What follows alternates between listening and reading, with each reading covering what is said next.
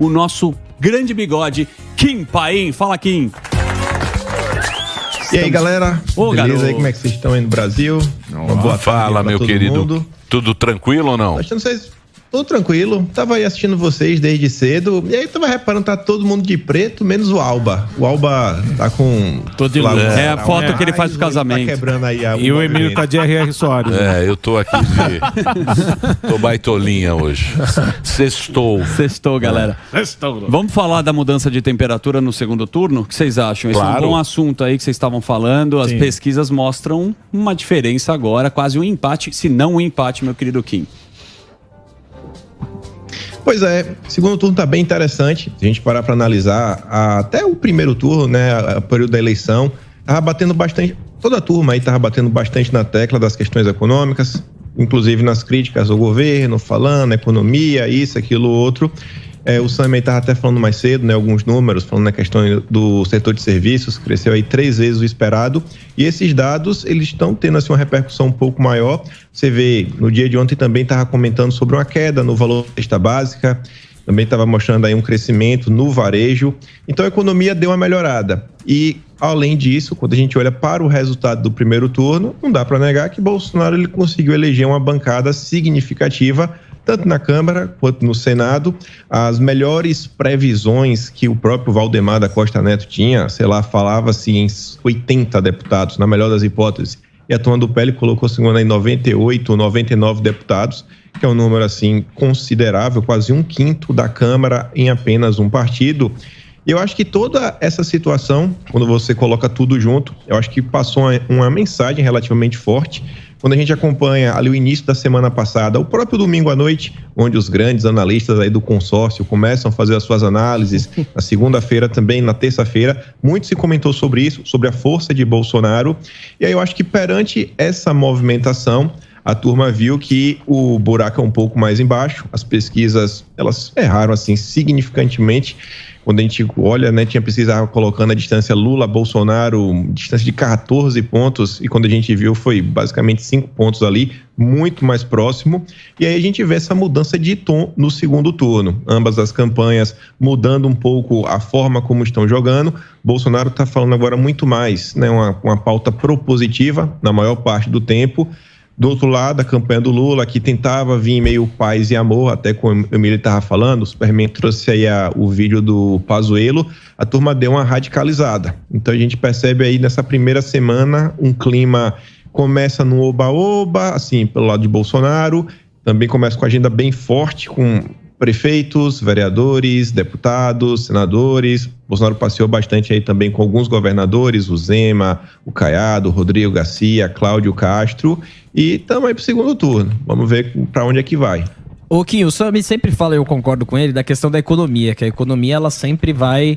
A economia que decide a eleição. Só que a gente tem o consórcio contra, parece que os dados eles não saem, os dados positivos da economia.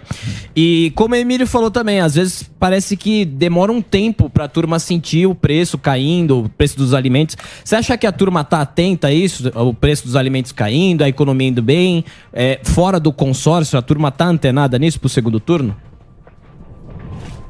É meio difícil bater o martelo sobre isso, até onde a população realmente entende o que está acontecendo. Tem muita gente que às vezes, sei lá, acaba acreditando numa promessa aqui, numa promessa acolá, mas quando a gente olha assim, algumas coisas bem específicas como combustível, é inegável que o brasileiro realmente conseguiu ver uma queda no preço, assim, notória, seja no álcool, seja na gasolina. Está também começando a haver uma possível redução aí no preço do diesel.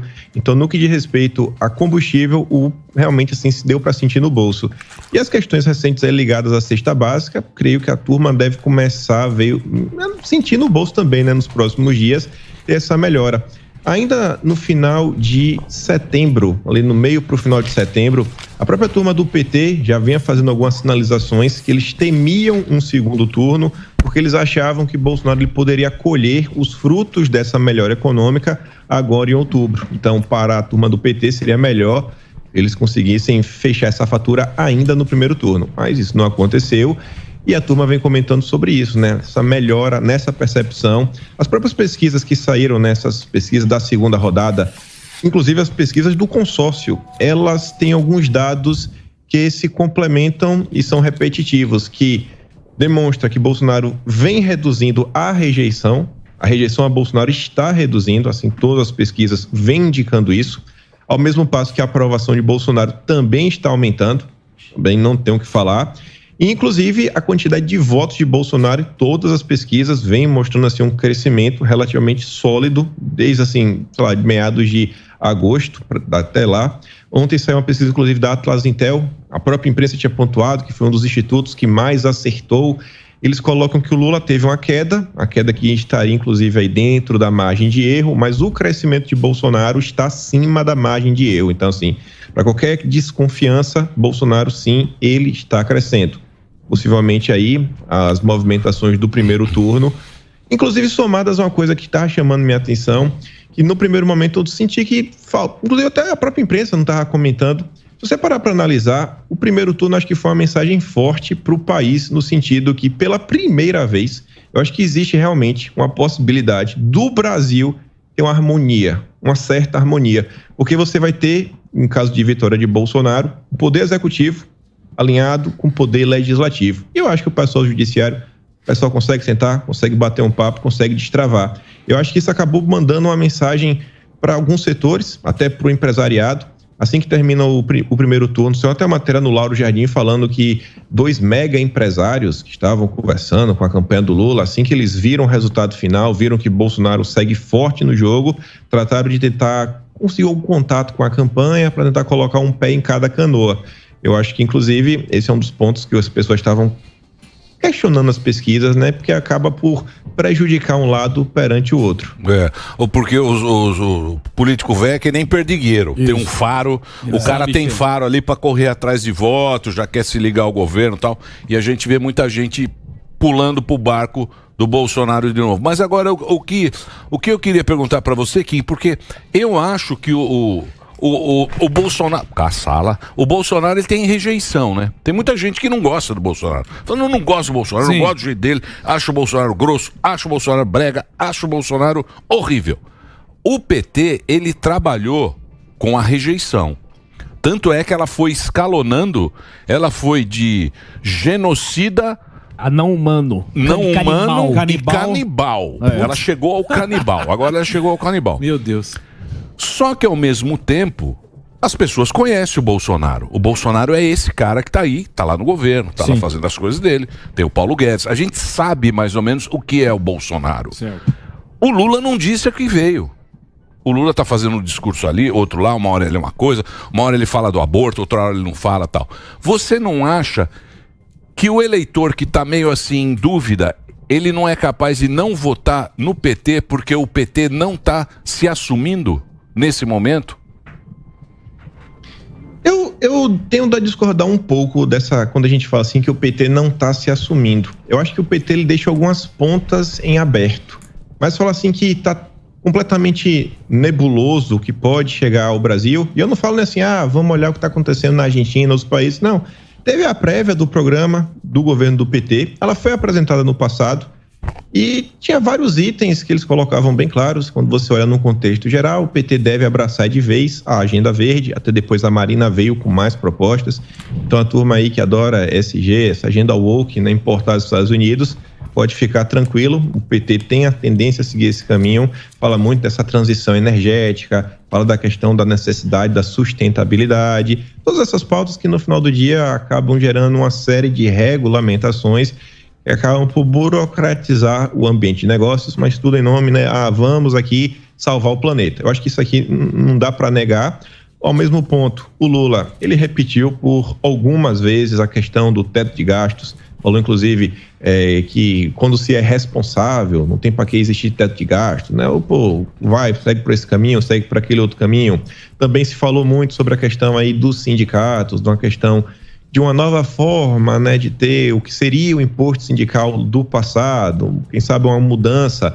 Saiu uma matéria na Folha de São Paulo que mostrava que as centrais sindicais teriam apresentado uma proposta aí para a turma do PT, onde seria 1%, que daria, até comentei isso da última vez, seria mais do que o dobro do que era cobrado no passado.